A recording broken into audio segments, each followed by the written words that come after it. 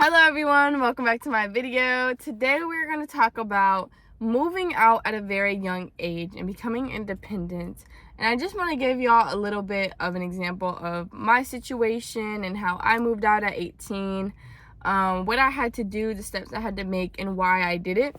Because I feel like that's the first reason you have to really figure out why you're moving out of your parents' house or whatever house you're in, on why you're moving out and why you want to be independent, okay? Because it can't just be to hang around with your friends. It can't just be like a hangout spot or just something irresponsible. It should really be because you want to be in the world and know what to do and figure out how to pay bills, figure out how to be independent. And that's just always been my mindset when I was younger. Like, I did want to do like a college experience kind of, but not really. Like, I really wanted to, when I get out of high school, kind of move out and figure out how to pay bills and be on my own, just so I have a sense of awareness of what to do in the outside world without calling my mom and stuff. And to me, going out of high school and going straight to college, it just didn't seem like I would be prepared for anything, because school does not prepare you to life. So figuring out life and trying to balance becoming an adult, I just wanted to do that and not be with distractions and parties and stuff like that. Like, let me just move out on my own and figure out what I want to do, figure out my purpose, so I can, live my dream, be who I want to be. So that was just one of my main reasons, is I've always wanted to be independent. I've always wanted to move out of my parents' home, and especially like even in good reasons. Like, sometimes when I'm arguing with my family or whatever, when I was living with them, it's like that's when I would want to move out. But understanding that I want to move out to love them from a distance and be able to work on a relationship without being in the same house and tiptoeing around each other and stuff like that. Like, I just wanted to be on my own. And yeah, so I made the decision that I wanted to move out. I've been known, but I put it more into action. And the first steps that I did was get a car. Okay, first, I feel like you need to have a car. Either you get one for your birthday or you put down on one. In my personal opinion, I suggest getting a cash car. Now, some of them will have problems. Some of them will just don't buy people's problems, okay? Really find a car that's reliable, something not too crazy, nothing flashy. Just get a start so you can get to point A to point B, okay? It's not that hard. Just find a car so you're able to move into your place and have transportation so you can get to work and be able to pay your bills and everything like that. So that's just my one thing. So if you're thinking about moving out, get the car first, okay? Get the car first. The next thing is going to be saving. Save at least $3,000 to $5,000. The reason I say $3,000 to $5,000 is because you should have like rent covered for like 6 months. Like, have that 6 months rent saved. Or like 3 months rent saved, just so you can, if anything happens, anything with your job or whatever, at least you're able to still pay your bills on time and still be able to pay rent and not avoid messing up your name with like landlords and stuff like that. Or so I would really just pay attention to that. I'm just making sure you have enough money for if anything happens. And for me, so I say like 3,000 of that is the 3-month emergency rent. And then why I said to 5,000 is because $1,000 for car stuff. If you need new tires or something's wrong with it and you need to repair your car, just having an extra savings for your car. And then that other extra 1,000 is just for yourself if anything happens, or you want to start investing in something. Being able to be at your house and have the money that you're making go towards your bills, and being able to still have a savings and put more into savings is your goal. But it will not work out like that sometimes. Like, I'm just going to be honest with you. When I thought, when I was moving in, that I would have a lot of time to save or a lot of money to save, it becomes a little chaotic. Like, when you move out on your own, you really have to start adulting and understanding situations and dealing with fees and stuff like that, or dealing with just things popping up, keeping groceries in, maintenance up. So your money goes to different places. So that's why the savings is so important if you're not able to save when you're in your new place, okay? And you're able to just build on top of it. So that is going to be very important. Overestimate your monthly rent as well when you're doing that 3 months, just so you have a little bit of extra. And then when you're moving out, just keep in mind that you are going to have a deposit. If you're moving into an apartment, shouldn't be more than $500 for a deposit. You're gonna have a deposit depending on how much your credit score is as well. You're gonna have to pay the first month's rent pretty soon, like after you get approved. And then also your moving costs. So if you need to get a U-Haul to move all your stuff, or if you have trucks, that's perfect. But just take that into consideration. And the only thing you will need a deposit for really is your electricity, and your water should be good. Your water, that's not in an apartment though. Your apartment should take care of that. If you have to do water, that's if you're in a home and stuff, but you'll still set it up, and that's still a deposit. And also your internet may have a little bit of deposit. So keep those in mind. Like, you might have deposits for a certain amount of things. And I'm spilling all this information to you just in case you are interested in moving. I didn't have one of these videos where it just gave me all of this information and then I can research little bits and pieces of it.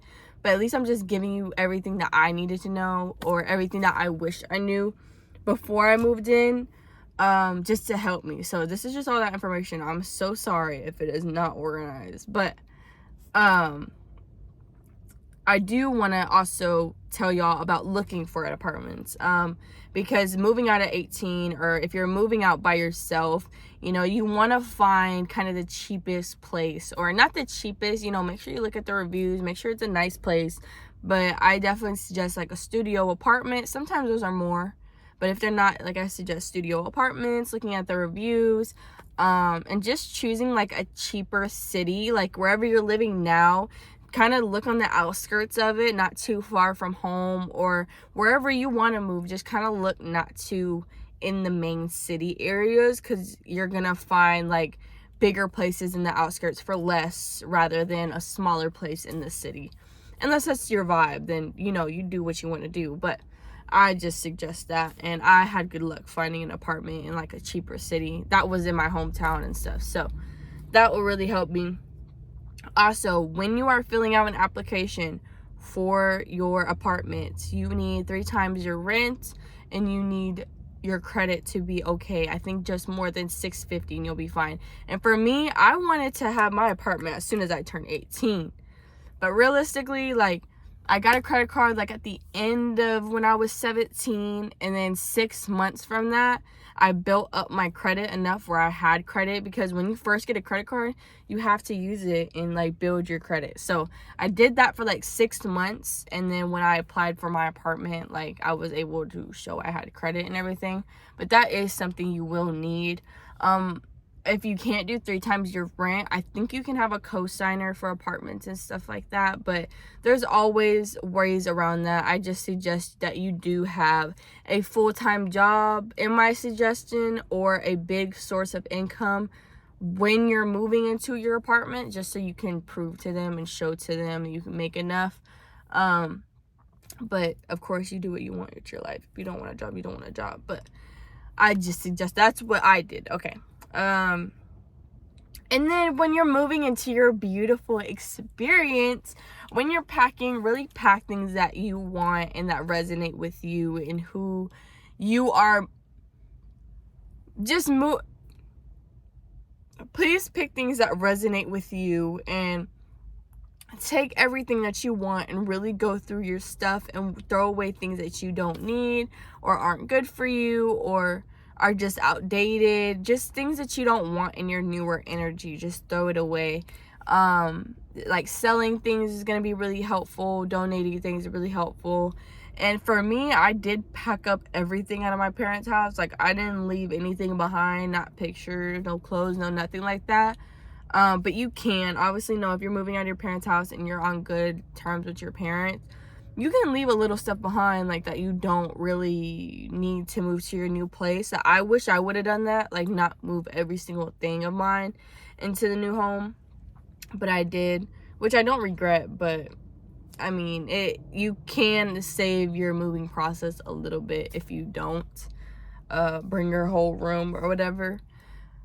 But yeah, those are my main points. Just advice if you do want to move out when you're 18, 19. I'm now 19 and now I'm moving into a duplex, a bigger place. And me and my partner are splitting rent, and it's just so much easier if you do live with someone. I will say when I was in my studio apartment, about halfway in, or like a little couple months in, I did have like my boyfriend start living with me, paying half and stuff like that, and that will help. I will tell you, like, if you have someone split room with you, that's just gonna make your case even better and make it so much easier. So if you do have someone that you see yourself living with or want to live with, that's a really good way to move. Like, y'all can both be on the lease, y'all can both show up your incomes, kind of experience moving out together and helping each other a little bit. So definitely suggest having a person. And I love where I'm at now, and I can't wait until I buy my first house. That's gonna be freaking crazy. I want to do that young. I want to do that like by 20. I'm like buying a home, and like, or either building a home, I think will be so beautiful. And researching more about that and being able to educate more younger people about it, or just people that weren't educated as much, because I wasn't really around that information. My parents always just like had the house or like rented and stuff like that, and I've never been around people that really like built a house or like taught me how to buy a home and stuff like that. So it's something I'm figuring out and want to figure out and want to teach y'all as well, as we're on this journey of just being independent, making sure that we're learning ourselves, not staying stagnant, not staying in the same place, and growing and learning. So yeah, I hope this video helped you. I hope it inspired you a little bit that it's not impossible. I know with this economy, it's crazy to live by yourself, because it's like all your money is going to rent. And I know that sucks, but that's why you have to find other creative outlets to kind of help fund your stuff. And asking for help is another important thing. Don't be scared to ask for help with your parents or for your gifts and stuff like that. Like asking for either financial help or just support on how to do things. Like, let that ego go a little bit and receive help, because that's just going to help your journey 10 times more. But yeah, thank y'all so much for listening to my video. I hope this helped y'all. Stay tuned for my next one, and I love y'all, and I hope y'all have an amazing day. Bye.